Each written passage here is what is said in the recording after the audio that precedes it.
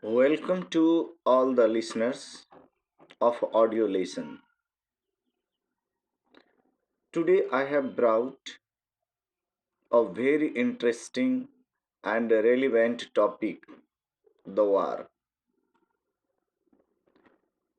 Before going through the war, first let's talk about how the word war emerged.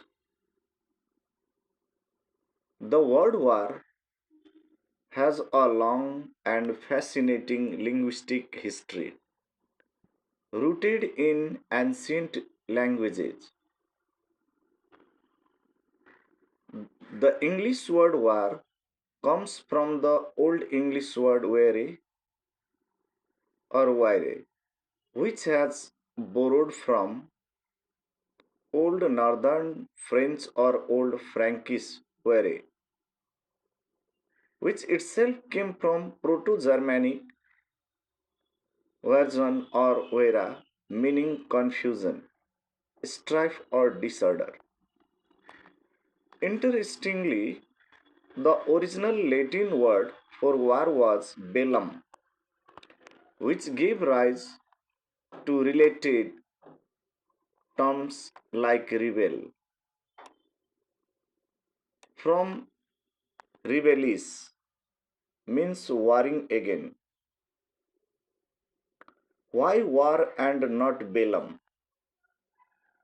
English, being a Germanic language, took the Germanic root vera, while Romance languages like Spanish, Italian, and French use derivatives of bellum. Spanish used guerra, Italian guerra, and French guerre.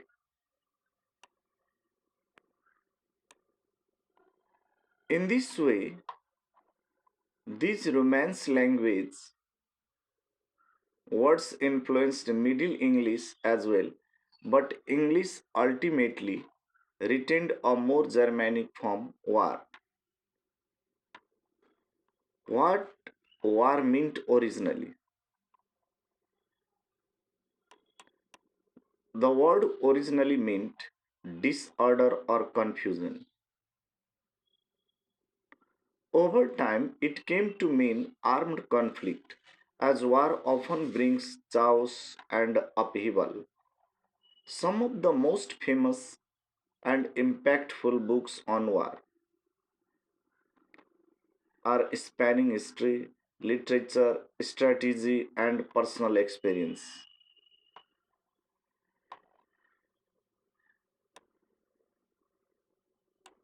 The Art of War by Sun Tzu,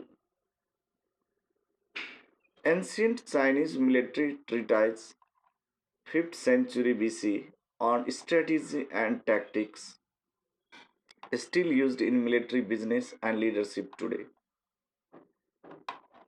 Leo Tolstoy's War and Peace, Russian writer, contributed the world famous book War and Peace. Other famous books published on the war are The Face of Battle by John Keegan. It is about a modern take on how soldiers experience war, focusing on major battles like Agincourt and Waterloo. The Second World War by Winston Churchill, first-hand account by the British wartime Prime Minister, detailed and personal. Many famous books have already been published on the war. Some famous fictions are War and Peace by Leo Tolstoy. It is epic Russian novel set during the Napoleonic Wars, blends historical and philosophical insight.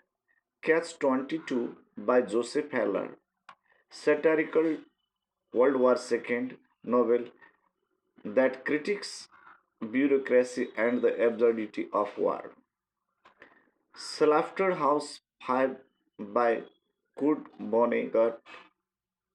It is semi-autobiographical science fiction novel about the bombing of Dresden in World War II. In the modern time also, some of the famous books have already been published. The Things They Carried by Tim O'Brien. It is about Vietnam War stories blending fact and fiction, poetic and emotional. Black Hawk Down by Mark Bowden. Dispatches by Michael Hurd. Now I am going to put the concept of war from the various religions and religious point of view. According to Hindu religion and philosophy, war is not seen merely as a physical conflict but as a deeply moral and spiritual issue tied to dharma, duty, or righteousness. It is often discussed in sacred texts like Mahabharata, the Bhagavad Gita, and the Ramayana, where war serves as both a literal and symbolic struggle between good and evil. War as a struggle for dharma. Dharma means righteous duty, is central to Hindu ethics. War is considered justified when it is fought to protect dharma, truth, justice, or to uphold cosmic order. In the Mahabharata, the war at Kurukshetra is not about land or power, but about restoration of dharma. According to Bhagavad Gita view on war, in the Bhagavad Gita, the warrior Arjun is torn about fighting in a war against his own family. Lord Krishna teaches him it is Arjun's duty, dharma, as a warrior Kshatriya to fight for justice. Killing is not sinful if done without attachment, ego, or hatred. Action without attachment in service of righteousness is spiritually valid. You have the right to perform your duty, but not the fruits of your actions. It is according to Bhagavad Gita. War is not glorified.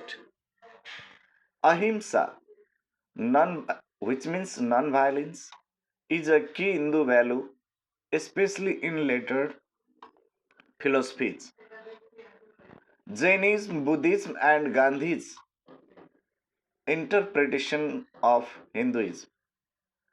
War is considered a last resort, used only when peace and diplomacy have failed. Symbolic war, the inner battle. In Hindu thought, the greatest war is internal, the battle between ego and soul, ignorance and wisdom. The Mahabharata can be interpreted as an allegory for this inner struggle.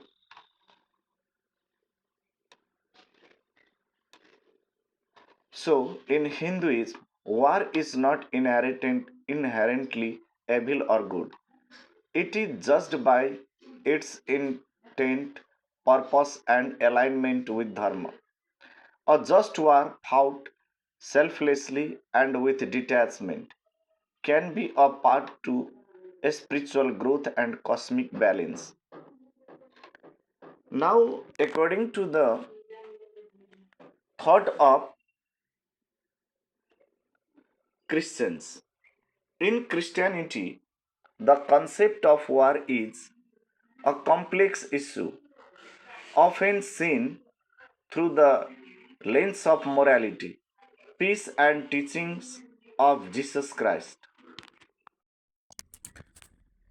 Christianity generally emphasizes peace, love, and reconciliation, but it also acknowledges the reality of conflict in a fallen world. Christian teachings on war, peace, and non-violence. Jesus' teachings, the central message of Christianity, revolves around peace, love, and forgiveness. Jesus' teachings in the Sermon on the Mount emphasize non-violence, turning the other cheek, and loving enemies. Blessed are the peacemakers, for they will be called children of God. Love your enemies and pray for those who persecute you. Jesus and conflict.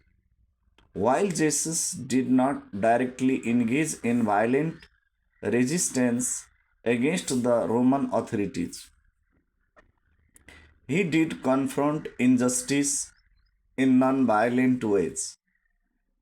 This has led many Christians to adopt a position of pacifism, opposition to all forms of violence or non-violent resistance.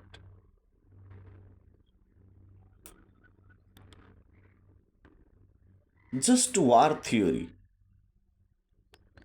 While Christianity promotes peace, war is sometimes justified under certain conditions. This thinking is often framed within just war theory, which has its roots in Saint Augustine and was further developed by Saint Thomas Aquinas. According to this theory, war can be justified if it is waged by a legitimate authority, a government or ruler. It is for a just cause, like defense against aggression. It is fought with right intentions. It means to restore peace, not for personal gain. Non combatants are not targeted, and the war is violence in proportionate to the threat. However, just war theory stresses that war should always be a last resort after all diplomatic and peaceful avenues have been exhausted. Christianity and the reality of war. Saint Augustine's view. Augustine, one of the most influential early Christian thinkers, acknowledged that while peace is the ideal, war could be a necessary evil to defend the innocent and maintain order. War is not only a necessity, it can sometimes be an instrument of justice. Romans. The Bible mentions that rulers have the authority to bear the sword to punish evil, which some interpret as a divine sanction for military action under certain conditions. For the one in authority is God's servant for your good, but if you do wrong, be afraid, for rulers do not bear the sword for no reason. War and Christian conscience. Christian conscience and the role of individuals. Many Christians wrestle with the idea of participating in war, especially when considering Jesus' teachings of love and forgiveness. Some embrace pacifism like Quakers, rejecting violence in any form, while others might participate in military service if they believe their actions align with just cause and righteous principles. Conscientious objectors. Throughout history, many Christians have chosen to be conscientious objectors, means refusing to fight in war based on their faith's commitment to peace and non-violence. War as a last resort. Christianity, particularly is the teachings of the Catholic Church, holds that war should always be seen as a last resort and peace must be pursued above all. The church has been involved in mediation and peacemaking efforts in various conflicts over the centuries. Pope John Paul II famously said, war is always a defeat for humanity. Yes, war is always a defeat for humanity. Now let's talk about the concept of Buddhism. According to Buddhism, war is generally viewed as a negative force that perpetuates sufferings and conflicts. The central teachings of Buddhism focus on achieving inner peace, compassion, and the cessation of suffering, making war an undesirable and destructive force. However, there are different interpretations and approaches within various Buddhist traditions. Buddhism's teachings on peace and non-violence. According to Buddhism,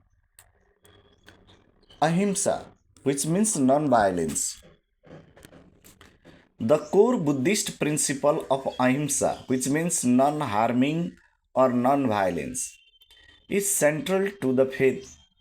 It teaches that one should avoid causing harm to any living being, whether through thought, speech, or action. Violence in all forms is seen as a violation of this principle. Therefore, war, which involves harm to countless beings, is contrary to the path of Buddhism. The Dhammapada, a collection of Buddha's teachings, states victory breeds hatred. The defeated live in pain. Happily, the peaceful live, giving up victory and defeat. Again, victory breeds hatred. The defeated live in pain. Happily, the peaceful live, giving up victory and defeat. The Four Noble Truths and the Nature of Suffering.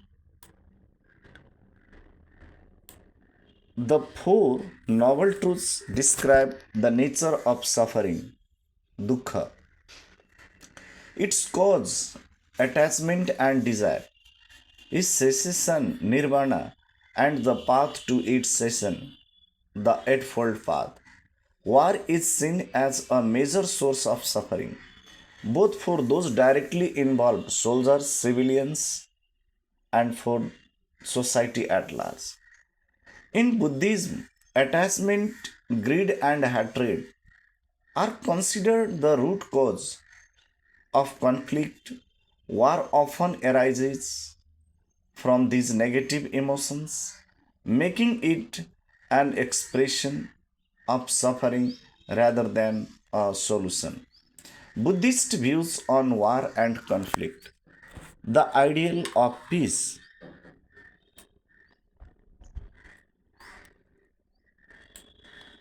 Buddha himself sought peace and enlightenment as a way to end the cycle of suffering.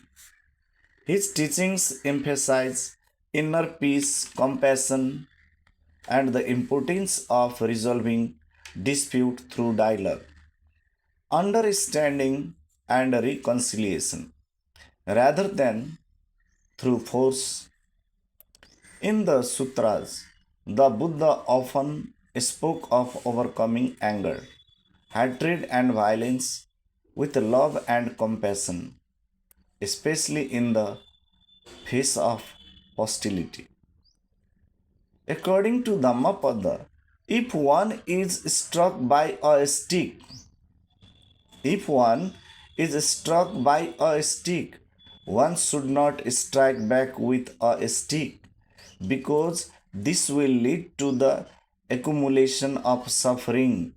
Instead, one should choose the path of peacefulness, tolerance, and forgiveness. Buddhist monk and pacifism.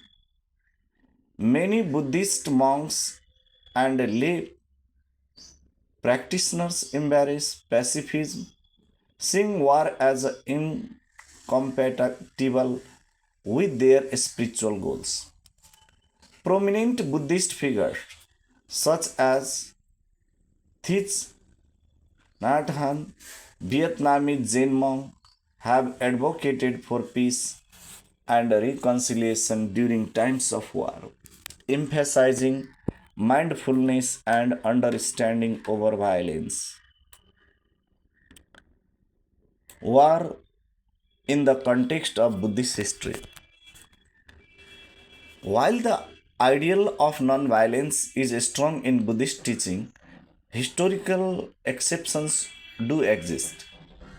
Ashoka the Great, an Indian emperor and early patron of Buddhism, famously waged war early in his reign but later renounced violence after witnessing the horrors of battle and embraced Buddhism. He then became a champion of peace and non-violence, promoting the values of Buddhism throughout his empire. However, despite these exceptions, the Buddhist stance remains largely against war as a means of resolving disputes, with most modern Buddhist leaders advocating for non-violent and peaceful solutions. Buddhist peaceful peace building and non-violence.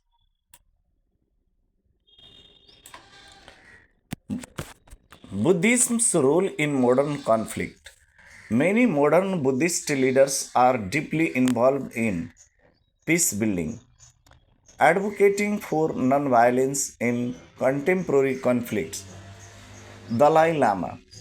The 14th Dalai Lama is a strong proponent of non-violence, and even though Tibet has faced oppression, he advocates for peaceful resistance and dialogue rather than violent uprisings.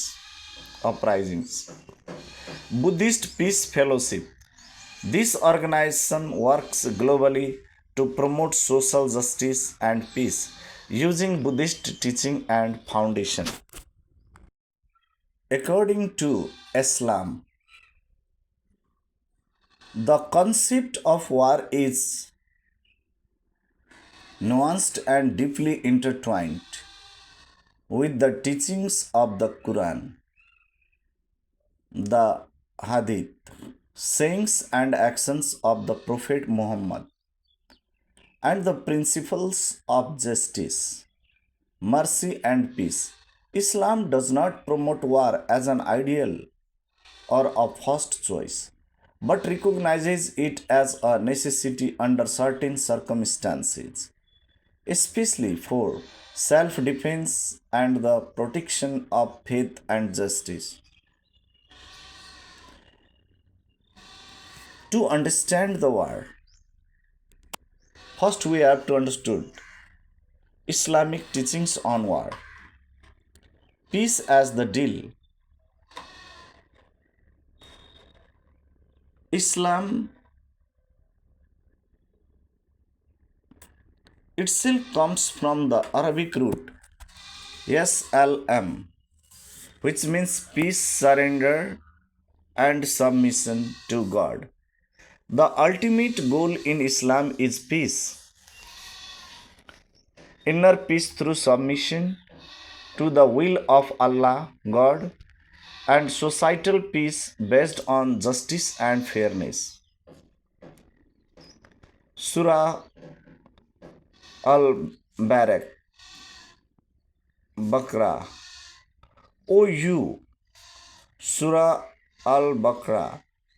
O you who have believed, enter into peace, Islam, completely and do not follow the footsteps of Satan. Indeed, he is to you a clear enemy. Justification of war. Islam acknowledges that in certain situations, war becomes a necessity. Jihad, often misunderstood, refers to the struggle in the way of God, which includes both personal, spiritual struggle and just war when necessary. Types of jihad. Jihad al Akbar, the greater jihad, which is the internal spiritual struggle against sin, ego, and personal weaknesses. Jihad al Asgar, the lesser jihad, which refers to the physical struggle or war to defend Islam and protect the community. Conditions of war.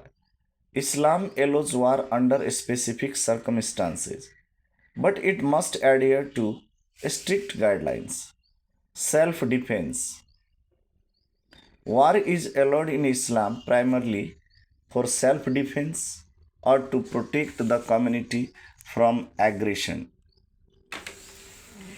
Fight in the way of Allah those who fight you, but do not transgress. Indeed, Allah does not like transgressors. Defending religious freedom. Islam permits fighting when faith and religious freedom are being oppressed or when Islam is being attacked unjustly. And fight them until there is no more persecution and the religion is Allah's.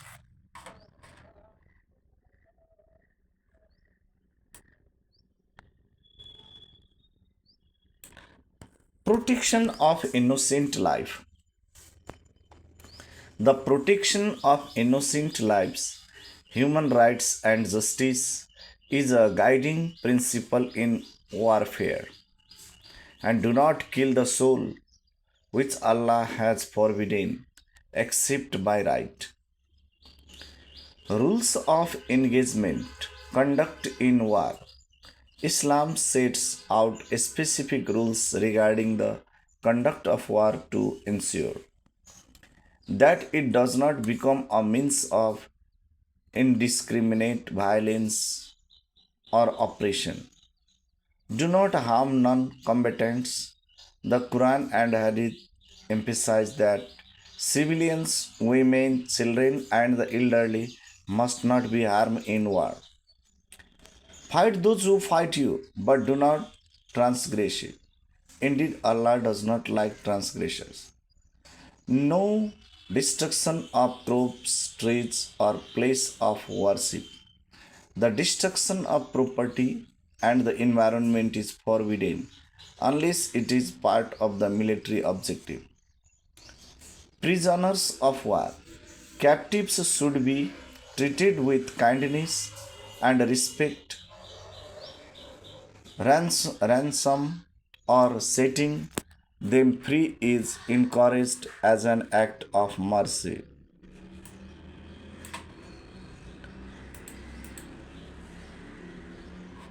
Now,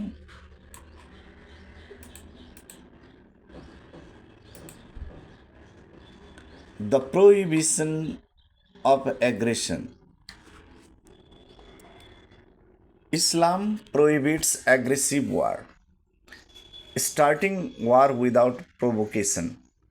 Muslims are only permitted to fight in wars that are defensive, aimed at protecting themselves or others from tyranny or oppressions.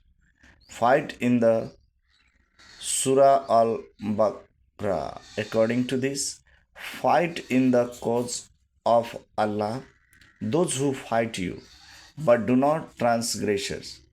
Indeed, Allah does not like transgressors. Peace as the preferred option. Even in times of conflict, peace remains the ultimate goal. Muslims are encouraged to offer peace when possible, even when they are in a position of strength. But if they incline to peace, then incline to it as well and put your trust in Allah. The Prophet Muhammad himself made peace treaties, such as the Treaty of Hudaybiyah, showing that Islam encourages peaceful resolutions when circumstances allow. Islamic concept of jihad and war. The, the term jihad has often been misunderstood, especially in the context of war. However, in its true meaning, jihad is about striving for a just cause, and it is much more than just armed conflict. Jihad involves striving to improve oneself spiritually, promote social justice, protect the oppressed. Jihad in the context of war is only permissible when waged according to Islamic principles, when it is essential for self defense, the protection of faith, and the upholding of justice. Now, war. War is a state of organized, often prolonged conflict that is typically carried out by states or other large scale groups and is characterized by extreme violence, aggression, destruction, and mortality. It usually involves armed forces and is fought for various reasons such as territorial disputes, political or ideological differences, economic gain or resources, religious or ethnic tensions, revolution or resistance. Wars can occur between countries, international war, within a country, civil war, or between non state actors, insurgencies, or terrorist campaigns. Historically, war has shaped borders, societies, and civilizations, but it also leaves deep scars, death, displacement, psychological trauma, and destruction.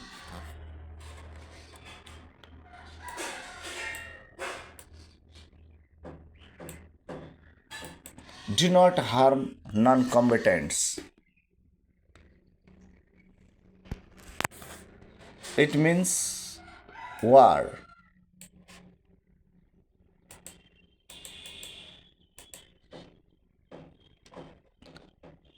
is always the problematic.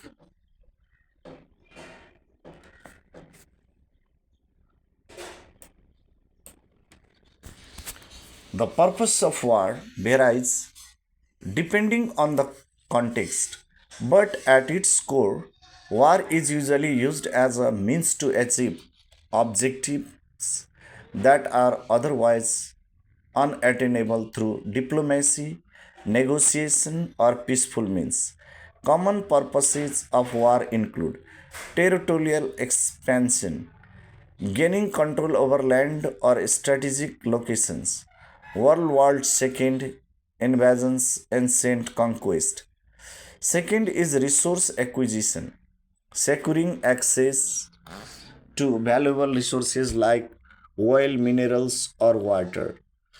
Political control, overthrowing a government, defending a regime, or spreading political ideologies. Cold War conflicts is the example of this. Defense, protecting a nation or group from real or perceived threats. Independence or revolution, fighting for freedom from colonial or oppressive rule. E.g., American Revolution, decolonization of wars. Religious or ethnic supremacy, enforcing or defending religious beliefs or ethnic identity. E.g., example crusades, genocidal wars, national prestige or unity. Demonstrating power, rallying national unity, or asserting dominance.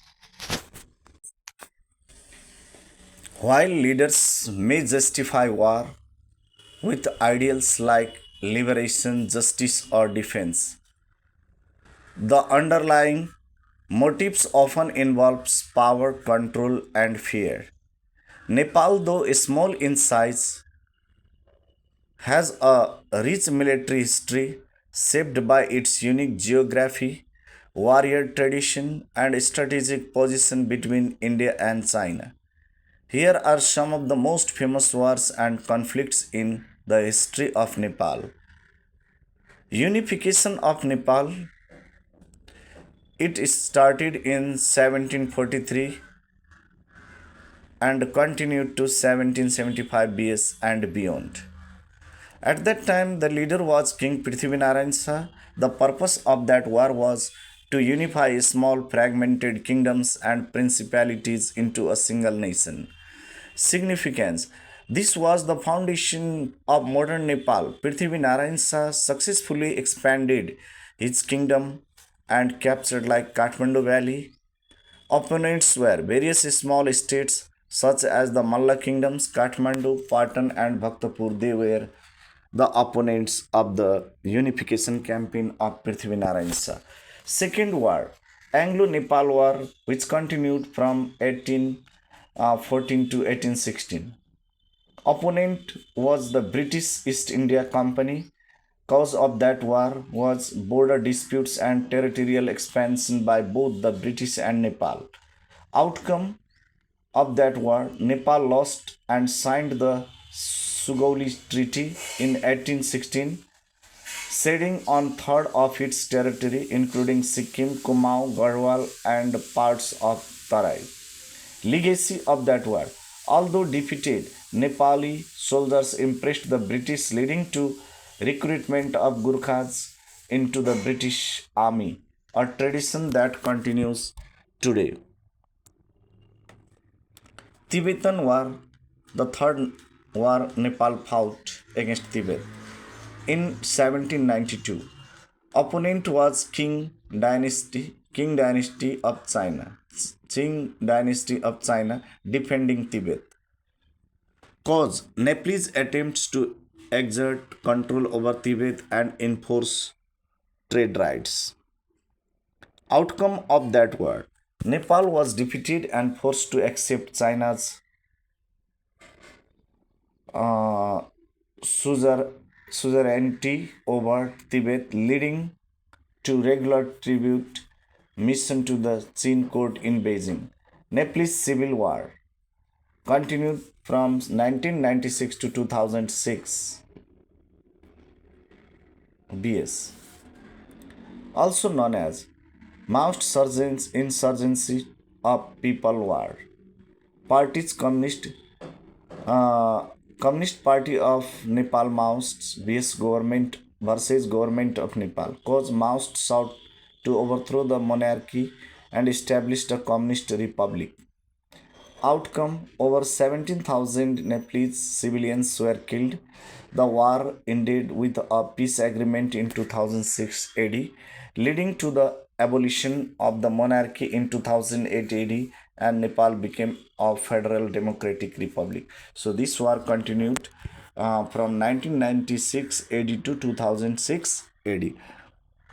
Now, we are talking about the fifth important war, Kut massacre and internal conflicts of 1846. Not a war, but a significant political coup and violent power shift led by Jang Bahadur Rana, result beginning of the Rana autocracy, which ruled Nepal as hereditary prime ministers until 1951. These conflicts shaped Nepal's border, politics, and identity, some of the most famous and historically significant wars in the world history, covering different time periods and regions. Ancient and classical wars, Trojan Wars, which was it means fought in 12th century BCE, circa mythical war from Greek legends made famous by Homer's Iliad. Greco-Persian Wars 499 to 449 BCE. Greeks versus Persian Empire includes the famous Battle of Marathon and Thermopylae. Other war important war in the world history is Peloponnesian War 431 to 404 BCE. Athens versus Sparta, internal Greek civil wars that weakened Greek city states. Punic Wars fought between 264 to 146 BC. Rome versus Carthage, Hannibal's crossing of the Alps led to Roman dominance in the Mediterranean. Medieval Wars, Hundred Years' War continued 1337 to 1453. England versus France, Joan of Arc major influence on medieval European politics. Crusades 1096 to 1291. During this period, the Crusades War was held. Series of religious wars between Christians and Muslims over control of the Holy Land. Mongol conquests of 13th century led by Genghis Khan created the largest land empire in history through brutal warfare. Early modern wars, 30 Years' War 1618 to 1648. During these 30 years, the war continued. Central Europe, religious conflict between Catholics and Protestants, massive death toll. Napoleonic Wars continued between 1803 to 1815 AD. France under Napoleon versus major European powers ended with his defeat at Waterloo. Modern wars, American Revolution War continued 775 to 783. American colonies versus British Empire resulted in US independence. American Civil War 1861 to 1865, Union versus Confederacy, primarily over slavery and state rights. World War First, which continued from between 1914 to 1918 AD, global war centered in Europe. Trench warfare, use of modern weapons ended with Treaty of Versailles.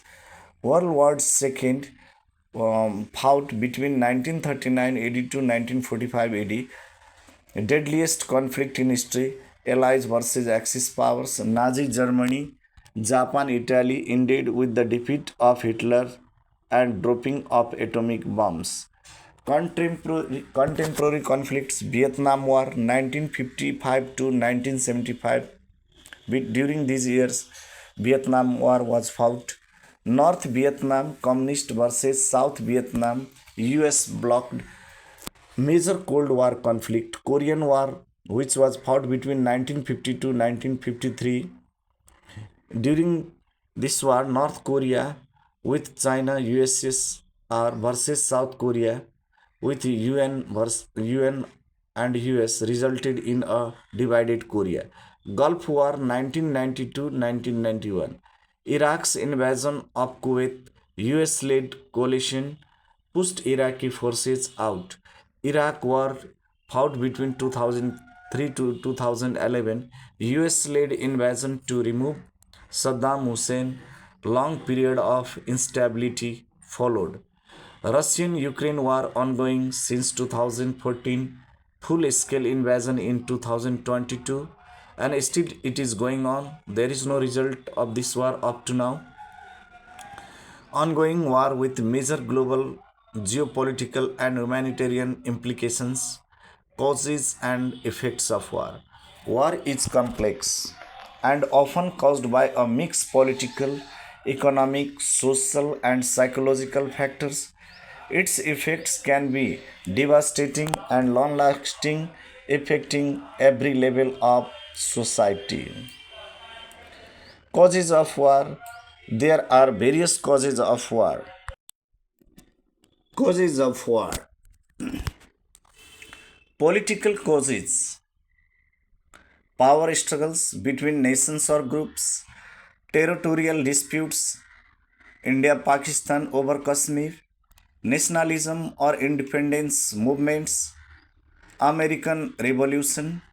Authoritarian regimes seeking expansion. Nazi Germany. Economic causes of war. Competition for resources, for oil, land, water, minerals, trade disputes and economic sanctions, poverty and inequality, fueling rebellion or extremism, religious and ideological causes of war. Religious intolerance, crusades, ISIS conflict, ideological conflict like Cold War, capitalism versus communism, ethnic and cultural conflicts, ethnic rivalries or persecution, e.g., Rwandan genocide, discrimination or mandatory oppression. Another cause of war is psychological and historical factors, revenge or historical grievances, e.g., Balkan Wars, militarism and glorification of wars. Fear and insecurity, often leading to preemptive strikes.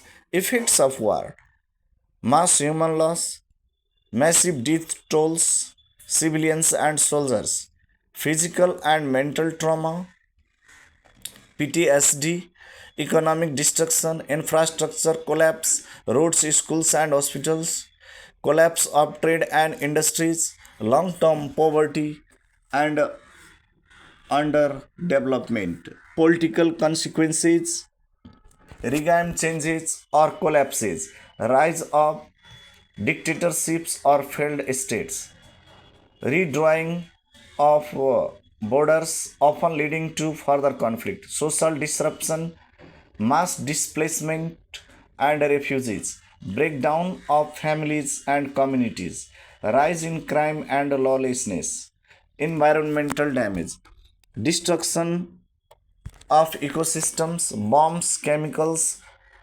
scorched earth, long term effects like landmines or nuclear fallout, cultural loss, destruction of heritage sites, e.g., Pal- Palmyra, World War II sites, loss of languages and traditions due to displacements. So, war is always horrible. Why war often fails to bring lasting peace? There are so many reasons. Create cycles of revenge. War often plant the seeds of future conflict. Like Treaty of Versailles World War II, civil wars may return due to the unresolved grievances. Second reason is destroys societies and economies. Peace built on destruction often breeds resentment, and suffering. Weak post war states can become breeding ground for extremism. Peace through fear or real peace. Some peace is just suppression, not justice or harmony. Authoritarian regimes may enforce silence, not true peace. True peace requires more than ending fighting. Real peace needs justice, reconciliation, equity, and rebuilding. War may stop guns from firing, but not only dialogue and fairness stop hatred from growing again. So, war is always horrible. Mass property, lives, infrastructures, languages, culture, all are going to destroy or damaged. So, with the help of war, by the war, we cannot settle the peace. And for the overall development, for the discovery, for the glorious tradition, and to maintain peace, war must be stopped. It can never be fruitful to anybody, either winner or loser. If all the religions and religions teachers are preaching about the peace, and no country is aloof from any religion, they are bound by any religion, any of the religion of the world. So why war is leading? It is just the to fulfill the main desire of some of the egoist leaders. Since the ancient time to up to modern world, all the wars are holding were holding due to some of the egoist nature, and to fulfill their mean desires, the war is holding. So I request almost all the listeners to maintain peace. War will never be the solution of any kind of disputes. Peace is only the way to settle every kinds of, it means, uh, prosperity. So love peace means love the humanity and love the nature, love the world. Thank you very much for listening me.